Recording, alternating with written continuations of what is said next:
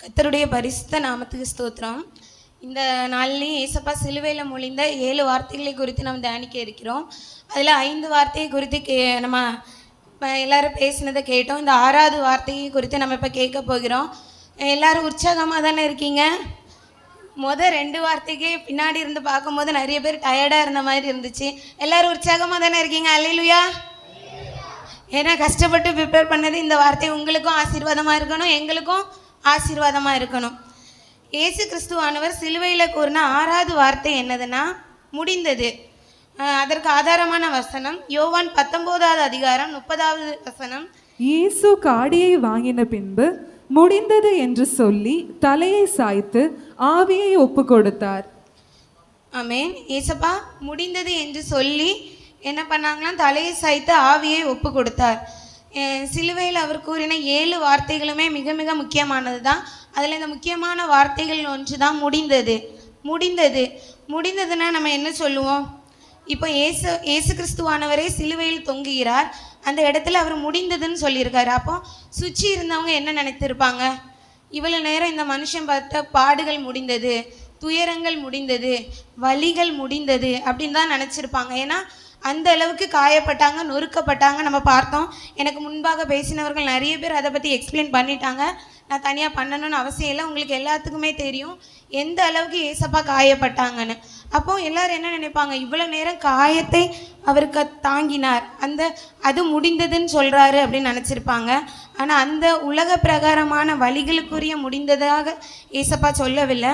அவர் முடிந்தது அந்த வார்த்தையை ஒரு தோல்வியின் குரலாக சொல்லவில்லை. அது என்னதுன்னா ஒரு வெற்றியின் குரல்.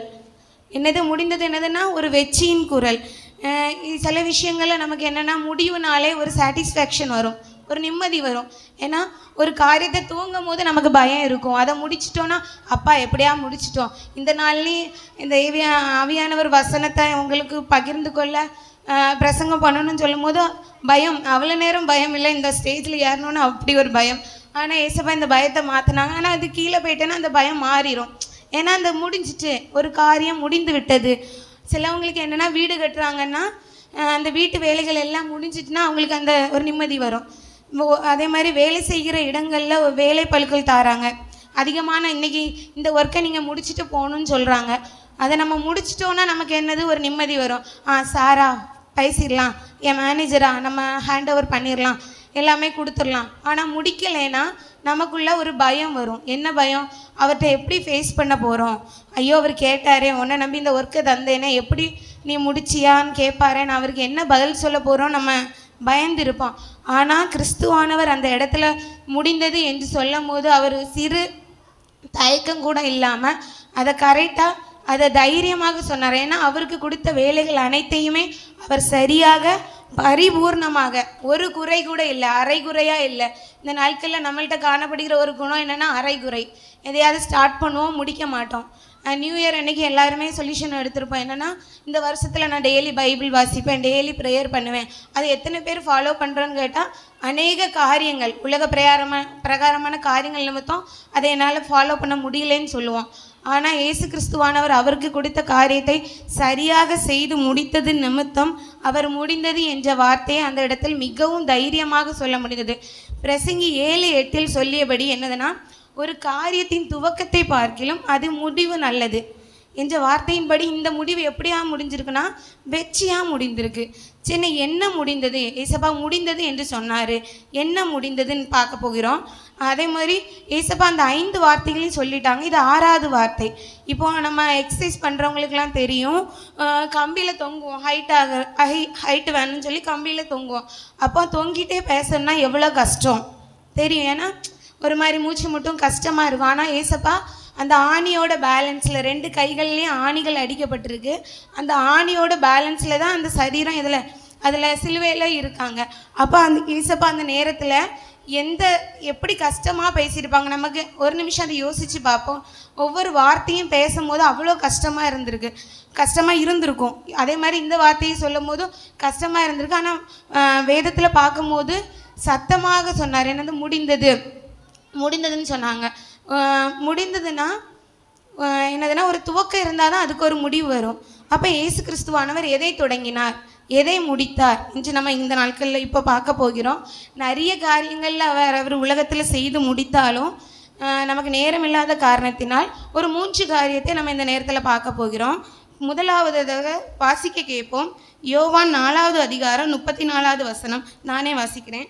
இயேசு அவர்களை நோக்கி, நான் என்னை அனுப்பினவருடைய சித்தத்தின்படி செய்து அவருடைய கிரியையை முடிப்பதே என்னுடைய போஜனமாக இருக்கிறது. என்னை அனுப்பினவருடைய சித்தம் அதை முடிப்பது தான் என்னோட போஜனமாக இருக்குது. இயேசு கிறிஸ்துவானவரை இந்த பூலகத்திற்கு அனுப்பினது யார்? நம்ம எல்லாத்துக்குமே தெரியும், பிதாவானவர்.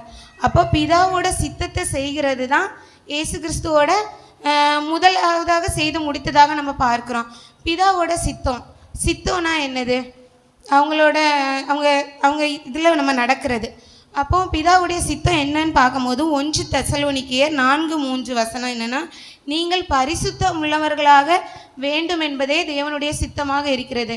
நம்ம என்னெல்லாம் எல்லாரும் பரிசுத்தமாக வாழணும், பரிசுத்தமாக இருக்கணும், அதுதான் தேவனுடைய சித்தமாக இருக்கிறது. அப்போ அதுதான் பிதாவுடைய சித்தம்.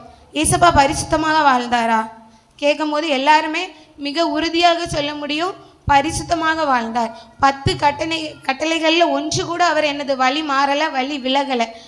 அதற்கு எடுத்துக்காட்டாக வாழ்ந்தார். அப்போ பரிசுத்தம் அவர்கிட்ட இருந்துச்சு. அப்போ முதலாவதாக எதை செய்து முடித்தார் என்று பார்த்தோம்? பிதாவுடைய சித்தத்தை செய்து முடித்தார். முதலாவதாக எதை செய்து முடித்தார்? பிதாவுடைய சித்தத்தை செய்து முடித்தார். இரண்டாவதாக ஏசப்பா எதை செய்து முடித்தார்னு பார்க்க போகிறோம். 1 யோவான் 3:8, பாவம் செய்கிறவன் பிசாசினால் உண்டாயிருக்கிறான், ஏனெனில் பிசாசானவன் ஆதி முதல் பாவம் செய்கிறான்.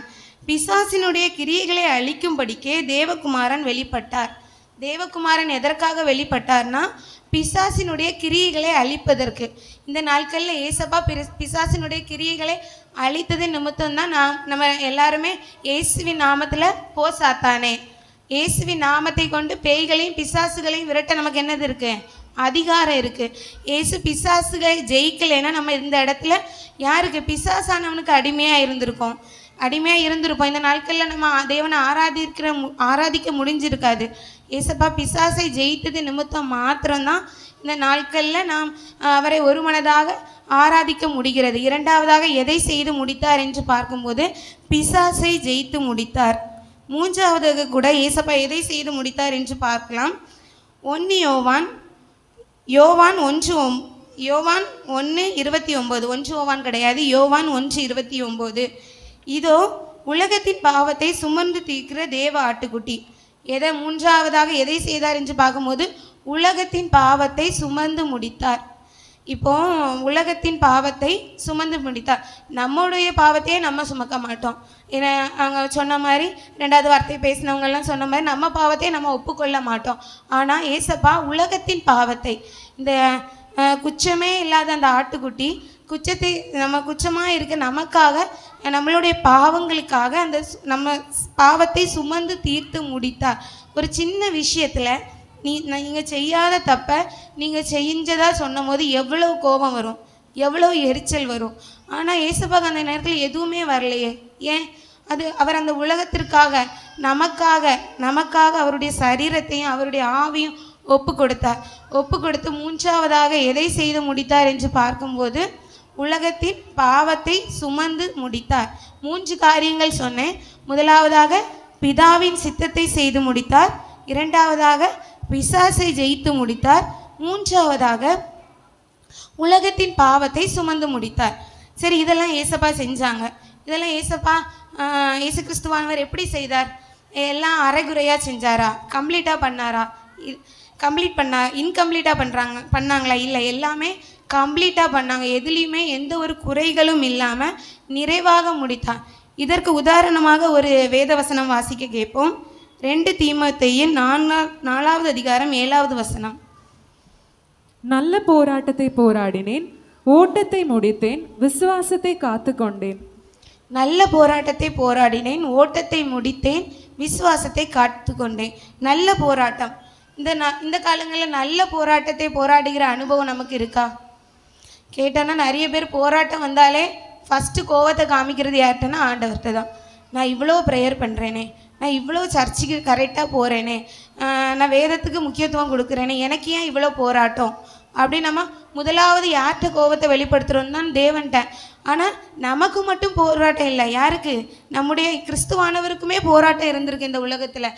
மனுஷங்களுக்குரிய எல்லா போராட்டத்தையும் அவருமே அந்த இடத்துல போராடி முடித்திருக்கிறார். கிரேக்க மொழிகளில் என்னென்னா இந்த முடிந்தது அது எப்படி சொல்லுவாங்கன்னா டெட்டலிஸ்டானா என்னதுன்னா முழுமையாக செயலாற்றி முடித்தல். ஏசப்பா அந்த போராட்டத்தை என்ன பண்ணாங்க? முழுமையாக செயலாற்றி முடித்தாங்க.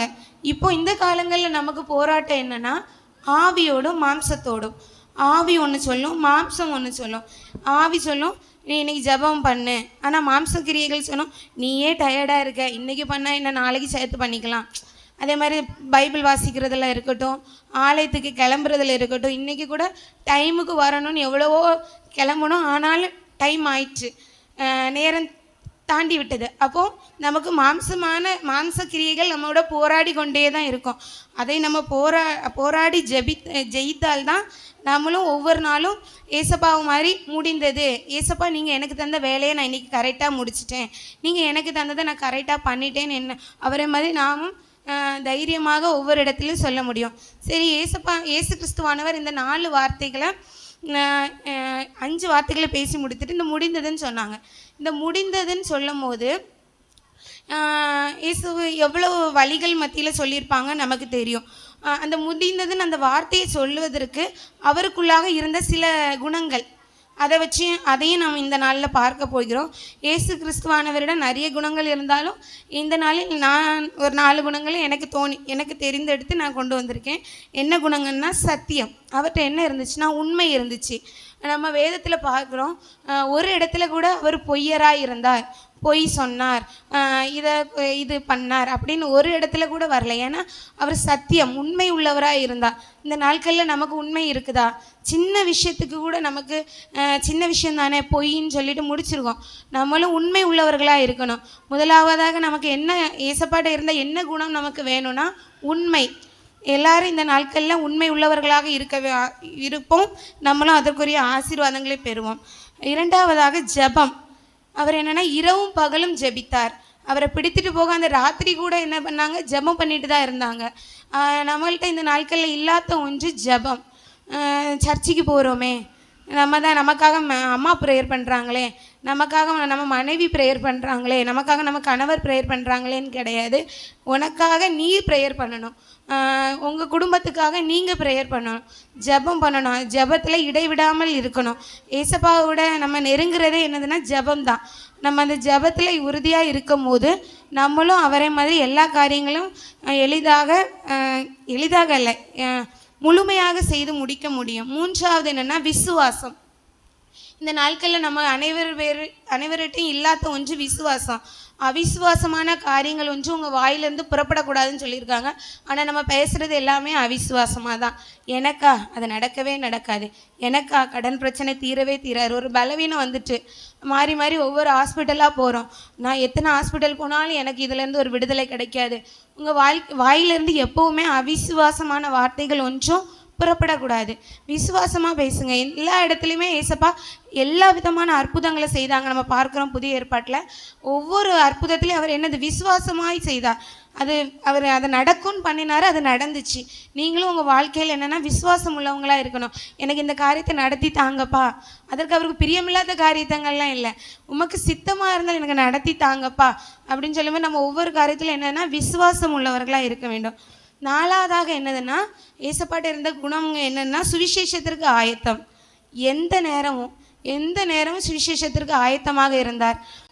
எங்கே போனாலும் அவங்களுக்கு சுவிசேஷம் சொல்கிறதுல ஆயத்தமாக இருந்தார். நமக்கு இந்த நாட்களில் இல்லாத ஒன்று சுவிசேஷத்தை சொல்கிறது. நான் ரட்சிக்கப்பட்டுட்டேன், என் குடும்பத்தில் உள்ளவங்க எல்லாரும் ரட்சிக்கப்பட்டுட்டாங்க, அது போதும். அது கிடையாது. இந்த உலகத்தில் இயேசு கிறிஸ்துவின் அன்பை அறியாமல் எத்தனையோ கோடி ஜனங்கள். அவர் சிலுவையில் தனக்காக தான் மரித்தார், தனக்காக தான் அவ்வளோ ரத்தம் சிந்தினார், அந்த ஆணிகள் அடிக்கப்பட்டது, அவர் சரீரத்தில் அடிப்படாத இடமே இல்லை.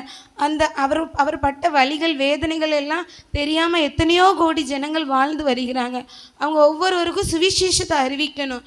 அப்போ தான் நம்ம ரட்சிக்கப்பட்டதற்கு நமக்கு தலையாய கடமை என்னதுன்னா சுவிசேஷம் அறிவிக்கிறது தான். நான் உங்கள்கிட்ட அன்பாக இருக்கிறேன், நீங்கள் சொன்ன எல்லா கற்பனைகளுக்கும் நான் கீழ்ப்படுகிறேன். அது மட்டும் இல்லை, ரட்சிக்கப்பட்டவங்க ஒவ்வொருவரும் என்னதுன்னா சுவிசேஷம் அறிவிக்கணும். இயேசு கிறிஸ்துவானவரிடம் இந்த 4 குணங்கள் இருந்தது. முதலாவதாக என்ன பார்த்தோம்? அவர்கிட்ட சத்தியம் இருந்தது. இரண்டாவதாக அவர்கிட்ட என்ன பார்த்தோம்? ஜெபம், இடைவிடாமல் ஜெபம் பண்ணினார். மூன்றாவதாக என்ன பார்த்தோம்? விசுவாசம், அவரோட முழு விசுவாசம் எப்பவும் இருந்துச்சு. நான்காவதாக சுவிசேஷத்திற்கு எந்த நேரமும் ஆயத்தமாக இருந்தார். இதே மாதிரி இந்த 4 குணங்களையும் நம்மிடம் வேணும். இசப்பா, நாங்கள் இந்த குட் ஃப்ரைடேக்கு உம்முடைய மெசேஜை கேட்குறவங்களாம் மாத்திரம் இல்லை, உம்முடைய 4 குணங்கள், உம்மிடம் இருந்த அனைத்து குணங்களும் எங்களுக்கு வேணும். உம்மை மாதிரி நாங்கள் இருக்கணும். அந்த வார்த்தையை நம்ம இந்த நாட்களில் எடுத்து செல்வோம். ஆரம்பம் அற்பமானாலும் முடிவு சம்பூர்ணமாய் இருக்கட்டும் என்ற வார்த்தையின்படி ஏசப்பாய் சம்பூர்ணமாய் ஒவ்வொரு காரியங்களையும் செய்து முடித்தார். பரிபூர்ணமாய் நமக்காக அடிக்கப்பட்ட தேவ ஆட்டுக்குட்டிக்காக நாம் அவருடைய சித்தத்தின்படி செய்ய நாமும் ஆயத்தமாகும். ஆமென். கர்த்தர் தாமே இந்த வார்த்தைகளை ஆசீர்வதிப்பாராக.